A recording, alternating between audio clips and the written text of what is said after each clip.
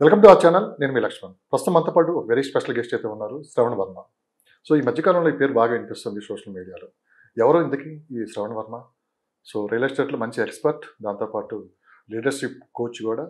So Shravan Varma గారిని అడిగి real estate పరిస్థితులు కావచ్చు, అటు ఏజెంట్ల విషయంలో ఎలాంటి మార్పులు కూడా రావాలో తెలుసుకునే ప్రయత్నం కూడా చేద్దాం. ఆయనతో కూడా మాట్లాడి మరిన్ని విశేషాలు తెలుసుకుందాం. నమస్తే. నమస్తే అండి. సో ముందుగా థ్యాంక్ యూ సో మచ్ పిల్లగానే వచ్చినందుకు. ప్లెజర్ అండి.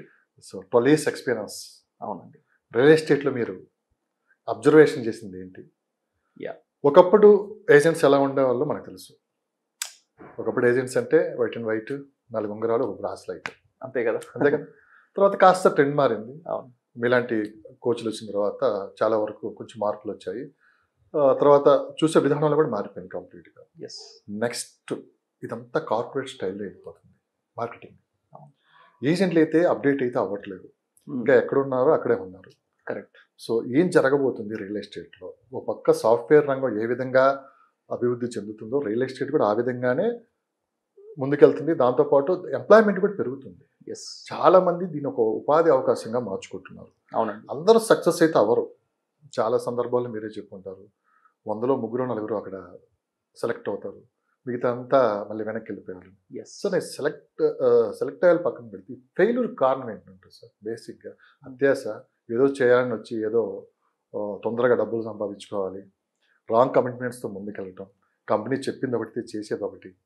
ఓవరాల్గా అంతే. మీ అన్ని లెక్క చూసుకున్నామంటే మనకు ఫైనల్గా ఎవరైతే ఇన్వెస్టర్స్ ఉంటో వాళ్ళు నష్టపోతున్నారు ఎక్కువ. కానీ తెలిసి తెలియని నాలెడ్జ్తో వీళ్ళంతా కూడా మాట్లాడటం.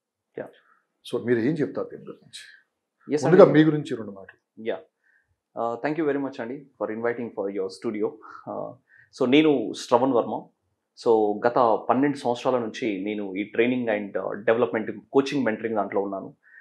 రియల్ ఎస్టేట్కి చాలా కంపెనీస్కి నేను మెంటరింగ్, కోచింగ్స్ చేస్తూ ఉంటాను, ట్రైనింగ్స్ ఇస్తూ ఉంటాను. అండ్ అదేవిధంగా నేను పర్సనాలిటీ డెవలప్మెంట్ పైన కూడా నేను ట్రైనింగ్స్ ఇస్తూ ఉంటాను. అంటే ఒక రియల్ ఎస్టేట్ అనే కాకుండా మిగతా ఇండస్ట్రీస్ కూడా నేను కోచింగ్స్, ట్రైనింగ్స్ ఇచ్చి ఉన్నాను ఇప్పటివరకు. సో రైట్ నౌ అయితే మొత్తం ఇంకా ఎక్స్క్లూజివ్గా రియల్ ఎస్టేట్ మీద నేను ఫోకస్ చేస్తూ ఉన్నాను. ఎట్ ద సేమ్ టైం వేరే వాళ్ళు పిలుస్తూ ఉన్నారు, నేను టాక్స్ ఇస్తూనే ఉన్నాను. That's a different story. But ఈ రియల్ ఎస్టేట్కి నేను వచ్చిన తర్వాత నేను అబ్జర్వ్ చేసిన విషయాలు మీతో ఈరోజు పంచుకోవడానికి సిద్ధంగా ఉన్నాను. సో రియల్ ఎస్టేట్ అనగానే చాలామంది ఏమనుకుంటారంటే, ఓ ఇదొక చిన్న వ్యాపారం అనుకుంటారు, లేదు అంటే ఇది ఒక చీప్ వ్యాపారం అనుకుంటారు. రియల్ ఎస్టేట్ అనగానే ఈ మాట విని విని చాలా మందికి ఒక ఫెడ్అప్ అయిపోయారండి. అంటే బ్రోకర్స్ అనే పదాలు యూజ్ చేయటం. రియల్ ఎస్టేట్ అనగానే అరే ఇంతే ఇంకా అనే ఆలోచనకు వస్తుంది. రియల్ ఎస్టేట్లో అసలు మీకు తెలిసింది ఏంటి, తెలియంది ఏంటి, తెలుసుకోవాల్సింది ఏంటి, ఇవి తెలిసిన తర్వాత ఈ మాట మాట్లాడాలి. కానీ ఒక మాట జస్ట్ రియల్ ఎస్టేట్ అని వినగానే ఒక నెగటివ్ వైబ్ అనేది చాలా క్రియేట్ అయిపోయింది ఈ మధ్యలో. ఎందుకనంటే అది మీరు అన్నట్టుగా మార్కెట్లో సిచ్యువేషన్స్ అండి. మొదటి సిచ్యువేషన్ వచ్చేసి అసోసియేట్స్, అంటే అక్కడ ఏజెంట్స్ ఎవరైతే ఉంటారో ఈ ఏజెంట్స్ కూడా కొద్దిగా మార్కెట్ని డిస్టర్బ్ చేస్తున్నారు అప్పుడప్పుడు, ఇప్పుడు కూడా చేస్తూనే ఉన్నారు. అండ్ తర్వాత కంపెనీస్ కూడా అండి, కొన్ని కంపెనీస్ వచ్చి వాళ్ళు నిలకడగా ఉండలేకపోవడం మార్కెట్లో. ఈరోజు కంపెనీని ఎస్టాబ్లిష్ చేసేసి జస్ట్ ఒక డౌన్ ద లైన్ 1 yearకో లేదా 6 monthsకో కంపెనీ క్లోజ్ చేసి వెళ్ళిపోవడం, ప్రాజెక్ట్స్లు కంప్లీట్ చేయలేకపోవడం ఇన్ టైంలో. ఎందుకంటే భారీ ఇన్వెస్ట్మెంట్స్తో కూడుకున్న వ్యాపారం కాబట్టి.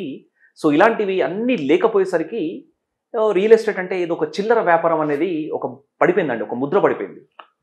తర్వాత ఇంకోటి మూడో విషయం ఏంటంటే, ఇన్వెస్టర్స్, కస్టమర్స్ ఎవరైతే ఉంటారో వీళ్ళు కూడా ఎలా చూస్తున్నారంటే, రియల్ ఎస్టేట్ అనగానే ఇదంతా మాకు తెలిసిందే కదా, మీరేంటి మాకు కొత్తగా చెప్పేది అనే ఆలోచనకు వీళ్ళు వచ్చేస్తారు. సో వీటి వల్ల అసలు రియల్ ఎస్టేట్కి ఏమవుతుందంటే, యాక్చువల్గా అన్ని బిజినెస్ కంటే గ్రేటెస్ట్ బిజినెస్ రియల్ ఎస్టేట్ అండి. కానీ దీన్ని ఎట్లా చూస్తున్నారంటే మొత్తం డౌన్లో చూస్తున్నారనమాట. ఇది చాలా అసలు నాకు ఇప్పటికి కూడా ఒకటి షాకింగ్గా ఉందన్నమాట. ఏంటి మీరు డౌన్లో చూస్తున్నారు? అవును, దీన్ని కొంచెం చీప్గా చూస్తున్నారు, 2 పదాలు. అవునండి. మీరు ఏం అబ్జర్వేషన్ చేశారు? మీరు ఎందుకు ఈ మాట అనాల్సి వచ్చింది? ఎస్ అండి.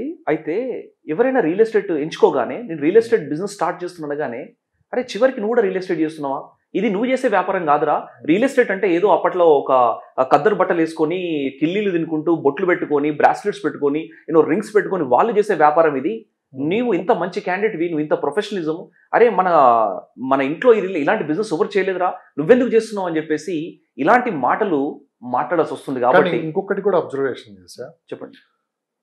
నేను ఒక జాబ్ చేస్తున్నా. అవును. జాబ్ అనగానే బేసిక్ ఏమడుగుతారు, మీ శాలరీ ఎంత, ఎక్కడ చేస్తున్నా అడుగుతారు. ఎస్ సాఫ్ట్వేర్ కంపెనీస్లో జాబ్ చేస్తున్నా, శాలరీ ఎంత కన్ఫర్మ్ ఇదైతే అడుగుతారు ఎవరినైనా. ఎస్ మన ఫ్రెండ్స్ సర్కిల్ కానీ, ఫ్యామిలీ మెంబర్స్ కానీ, రిలేటివ్స్ ఎవరిని అడిగినా కానీ. అవునండి. మరి ఏం పని లేదు, ఏ జాబ్ లేదు, ఏం చేస్తున్నారంటే చెప్పేది ఏంటంటే రియల్ ఎస్టేట్. ఎస్ దానికి ఎవరు ఏం అడగరు. ఇంకా వాటి రియల్ ఎస్టేట్ చేస్తున్నారు అంతేకాని ఇన్కమ్ ఎంత వస్తుంది, నీకు ఎంత వస్తుంది అక్కడ అనేది చెప్పి ఎవ్వరు అడగరు. అవును. చాలా మంది ఏంటంటే, అంటే అందరినీ తప్పు అంటలేదు, ఏదో ఒకటి చెప్పుకోవడానికి రియల్ ఎస్టేట్ చేస్తున్నాను చెప్పడం ఒక పెద్ద మైనస్ అని చెప్పుకోవచ్చు. అంటే నేను ఏదో ఒకటి చేస్తున్నాను చెప్పుకోవడానికి నేను రియల్ ఎస్టేట్ అంటే ఏమంటారు బేసిక్గా మనం చాలా ఎక్కువ ఆలోచిస్తాం. రియల్ ఎస్టేట్ అంట మంచి ఇన్కమ్స్ ఉంటాయి దాంట్లో అని చెప్పి అందరిని అలా ఊహించుకోవడం కూడా తప్పే కదా. వాస్తవం యాక్చువల్గా అది. అంటే రియల్ ఎస్టేట్లో మంచి ఇన్కమ్ ఉంటుంది Income చేసుకునే ఉంటుంది. వాళ్ళకి, కానీ అందరికి ఉండదు అది. అందరికి ఎందుకు ఉండదు అని అంటే అక్కడ కొన్ని రీజన్స్ ఉంటాయి. ద ఫస్ట్ రీజన్ ఈస్ ఆయన అసలు రియల్ ఎస్టేట్ ఎంచుకున్న తర్వాత అప్డేట్ అవుతున్నాడా, Yes. అసలు ప్రోడక్ట్ గురించి కరెక్ట్గా తెలుసుకుంటున్నాడా, అసలు ఒక ఇన్వెస్టర్ దగ్గరికి వెళ్ళినప్పుడు ఏమని మాట్లాడాలో అతను తెలుసా, అసలు ఏమని మాట్లాడకూడదో కూడా తెలుసా, ఆయన వేసుకున్న అటైర్ ఏదైతే ఉంటుందో అటైర్ ఎలా ఉండాలో తెలుసా అసలు. ఇలాంటివి తెలియకుండా నేను రియల్ ఎస్టేట్ చేస్తున్నాను చెప్తున్నారు. Hmm. కానీ ఇలా చేయడం వల్ల కూడా మార్కెట్ ఖరాబ్ అవుతుందండి.